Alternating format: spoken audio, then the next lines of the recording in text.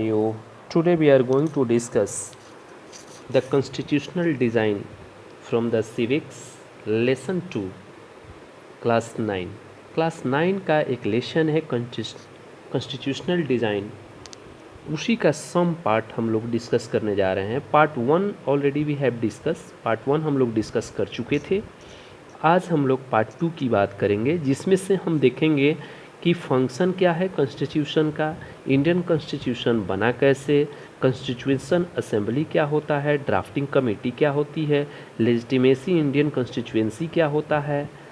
ठीक है, ये सभी चीज़ पर विशेष चर्चा हम करने जा रहे हैं। तो चलिए पॉइंट की ओर। कह रहा है कि function of the constitution, constitution का काम क्या है। तो पहला पॉइंट ऑलरेडी हैज़ गिवन, यहाँ पहला पॉइंट दिया हुआ है कि विभिन्न तरह के लोगों के बीच, यानी अलग अलग लोगों के बीच भरोसा और सहयोग विकसित करने में कॉन्स्टिट्यूशन सहायता करता है, मदद करता है, विकसित करता है। यानी साथ रह रहे विभिन्न तरह के लोगों के बीच ज़रूरी भरोसा और सहयोग विकसित करना भी मेन काम है किसका, संविधान का। दूसरा पॉइंट कह रहा है कि स्पष्ट करना, संविधान ये भी स्पष्ट करता है कि सरकार का गठन कैसे होगा। संविधान ये भी स्पष्ट करता है कि सरकार का गठन कैसे होगा और किसके फैसले लेने का अधिकार होगा। ये कॉन्स्टिट्यूशन का कार्य है।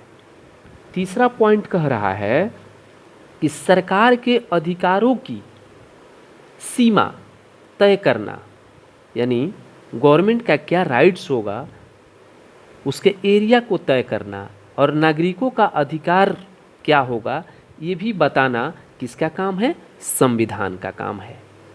ठीक है, यानी सरकार के अधिकारों की सीमा तय करना और नागरिकों के अधिकार बताना भी संविधान का कार्य है, काम है। चौथा पॉइंट कह रहा है कि अच्छे समाज के गठन के लिए, यानी अच्छे समाज, अच्छा सोसाइटी हो, ठीक है, गुड सोसाइटी क्रिएट करने के लिए लोगों की आकांक्षाओं को व्यक्त करना भी क्या है, इंस्पिरेशन देता है कि how to create the good society.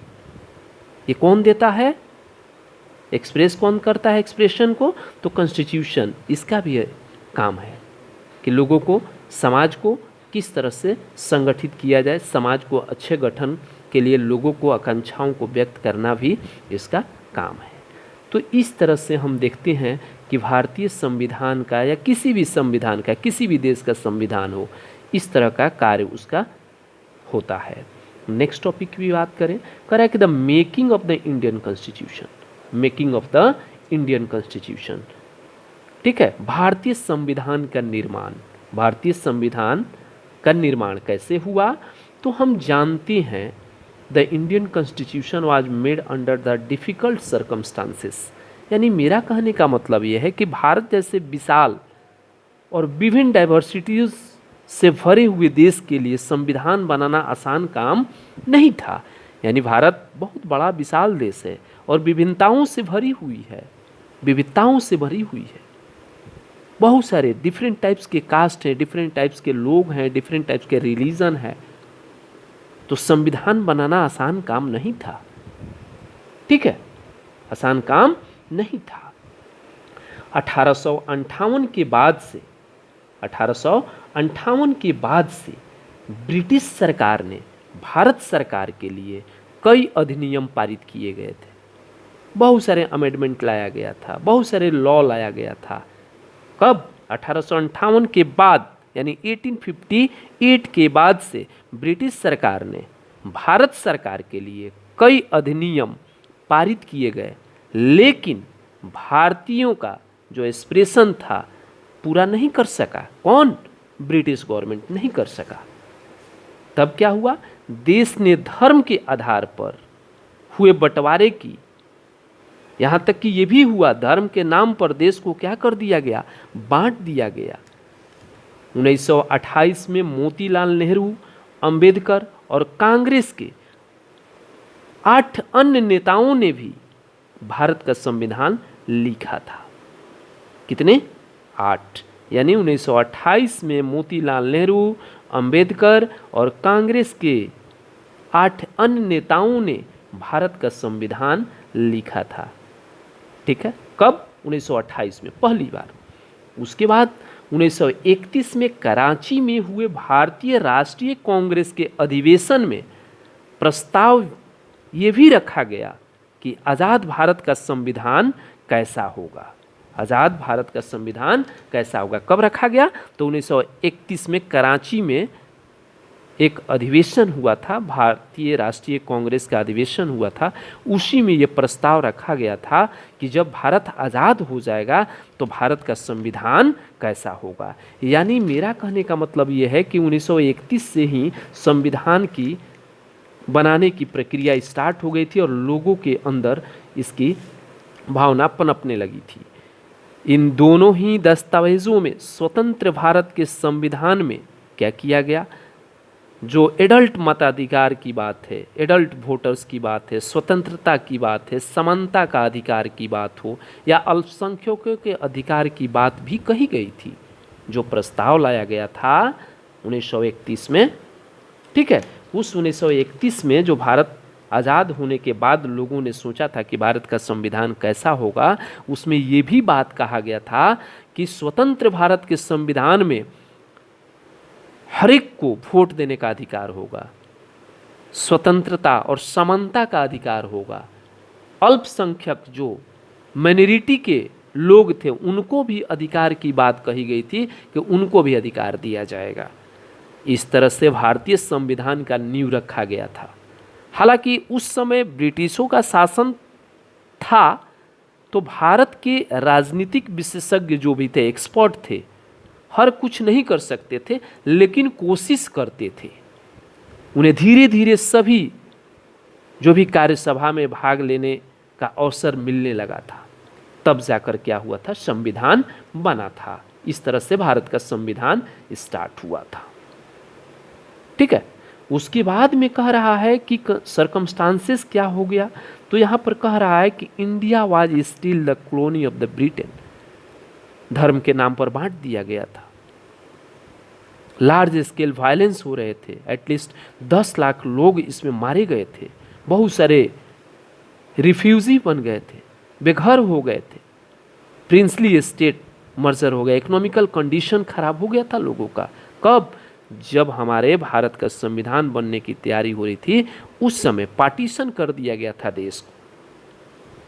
ठीक है, उसके बाद कह रहा कि beginning of the making of the constitution, जो अभी हम लोगों ने बात किया था उसके बारे में हम लोग बात किए थे। अब कह रहा है कि द कॉन्स्टिट्यूएंट असेंबली, ये क्या होता है भाई? कॉन्स्टिट्यूएंट असेंबली, संविधान सभा। संविधान सभा कहने का मतलब ये है, द कॉन्स्टिट्यूएंट असेंबली उसको कहा जाता है चुने गए जनप्रतिनिधियों की जो सभा संविधान नामक विशाल दस्तावेज को लिखने का काम करती है, उसे संविधान सभा कहते हैं। यानी मेरा कहने का मतलब है कि जो जनप्रतिनिधियों के द्वारा चुने हुए लोगों के द्वारा जो संविधान लिखा जाता था उसी को संविधान सभा कहते हैं।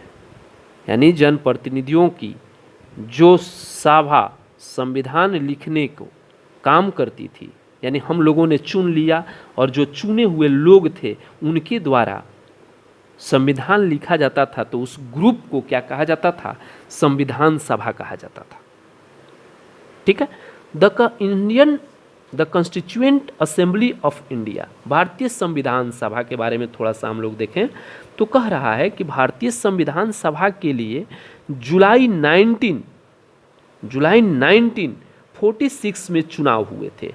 यानी भारतीय संविधान सभा के लिए, कॉन्स्टिट्यूएंट असेंबली के लिए पहली बार भारत में, संविधान सभा बनाने के लिए पहली बार भारत में जुलाई में 1946 में चुनाव हुए थे। संविधान सभा की पहली बैठक दिसंबर 1946 में हुआ था। कितना? संविधान सभा की पहली बैठक कब हुई थी? तो दिसंबर 1946 को हुई थी। इसके तत्काल बाद देश 2 हिस्सा में बंट गया था, भारत और पाकिस्तान में बंट गया। संविधान सभा की 2 हिस्सा में बंट गया, भारत की संविधान सभा और पाकिस्तान की संविधान सभा दो हिस्सा में बट गया भारत का संविधान लिखने वाली सभा में कितने लोग थे मालूम है? 299 लोग थे, 299 सदस्य थे, मेंबर्स थे, जिन्होंने 26 नवंबर 1949 में अपना कार्य पूरा कर लिया। ठीक है। And doctor B R Ambedkar was the chairman of the drafting committee, और बी आर अम्बेडकर को ड्राफ्टिंग कमेटी का चेयरमैन घोषित किया गया। ठीक है। और doctor Rajendra Prasad was the president of the constituent assembly, संविधान सभा का ये प्रेसिडेंट घोषित किया गया था। किनको? डॉक्टर राजेंद्र प्रसाद को। उसके बाद में ड्राफ्टिंग कमेटी यानी प्रारूप कमेटी के अध्यक्ष कौन थे भाई? तो डॉक्टर बी आर अम्बेडकर थे। कौन थे? बी आर अम्बेडकर थे। Prepare the drafting constituent assembly के ड्राफ्टिंग कमेटी के जो चेयरमैन थे, चेयरमैनशिप किनको मिला था? तो डॉक्टर अम्बेडकर को मिला था। यानी प्रारूप कमेटी का अध्यक्ष डॉक्टर भीमराव अम्बेडकर ने चर्चा के लिए एक प्रारूप संविधान बनाया था। प्रत्येक धारा पर, प्रत्येक आर्टिकल पर, जितने आर्टिकल्स उसमें लिखे गए थे भारत के संविधान में, प्रत्येक आर्टिकल पर 2000 से ज़्यादा संशोधन पर चर्चा हुआ था। सोच लीजिए, 3 वर्षों में 144 दिनों के गंभीर चर्चा हुई थी। 3 वर्ष में कुछ 144 दिनों के गंभीर चर्चा हुई थी, और उन चर्चा का रिकॉर्ड भी किया गया और संभाला भी गया। उन्हें कॉन्स्टिट्यूएंट असेंबली डिबेट्स के नाम से 12 मोटे खंडों में प्रकाशित किया गया। इन्हीं बहसों से हर प्रावधान के पीछे की सोच और तर्क को समझा जा सकता है। तब जाकर बना, इम्प्लीमेंटेड किया गया। और भारतीय संविधान कब लागू किया गया? तो 26 जनवरी 1950 को लागू किया गया। इसलिए इस दिन रिपब्लिक डे के रूप में हम लोग मनाते हैं। ठीक है। उसके बाद में कह रहा है कि legitimacy of the Indian constituency, कहने का मतलब यह है कि भारतीय संविधान की वैधता। वैधता क्या है? तो कह रहा है वैधता यह सरकार के पावर को लिमिट करता है, कानून के अधिकारों और वैधता को निर्धारित करता है, और हमें बताता है कि नागरिकों का अधिकार क्या है। हम लोग 50 साल से भी पहले भारतीय संविधान, हम लोग 50 साल से भी पहले संविधान सभा द्वारा बनाए गए संविधान को स्वीकार किया। संविधान केवल अपने सदस्यों के विचार को रिफ्लेक्ट नहीं करता है। कह रहा है कि संविधान केवल अपने सदस्यों के विचारों को प्रतिबिंबित कहिए या रिफ्लेक्टेड नहीं करता है। यह क्या करता है? अपने समय की व्यापक सहमति व्यक्त करता है। ऑलरेडी हैज गिवन हियर, यहाँ पर दिया हुआ है कि the constitution does not reflect the view of the members alone, it express a broad consensus of its time. ये समय की व्यापक सहमति व्यक्त करता है। किसी भी बड़े सामाजिक समूह या राजनीतिक दल ने कभी भी इसकी वैधता पर सवाल नहीं उठाया है। आप सवाल नहीं उठा सकते हैं कि ये संविधान में ऐसा लिखा हुआ है, वैसा लिखा हुआ है, आप नहीं कह सकते। द कॉन्स्टिट्यूएंट असेंबली, संविधान सभा ने different language groups, caste, classes, religions and occupation, संविधान सभा ने डिफरेंट लैंग्वेज ग्रुप्स को, कास्ट को, क्लासेस को, धर्मों को, व्यवसायों के सदस्य के प्रतिनिधित्व किया है। इसमें किसी एक कास्ट के लोग नहीं थे, डिफरेंट कास्ट के लोग थे, डिफरेंट क्लास के लोग थे, डिफरेंट रिलीजन के लोग थे, डिफरेंट ऑक्यूपेशन से बिलोंग करने वाले लोग थे। उनसे मिलकर उनके व्यूज़ को संशोधन करके उनके व्यूज़ को रखा गया था, तब जाकर भारत का संविधान बना था। I hope that my dear student, आपको समझ में ज़रूर आया होगा। Thank you for watching me and like, share with the other person and subscribe me. Thank you very much, and next topic we will discuss come soon.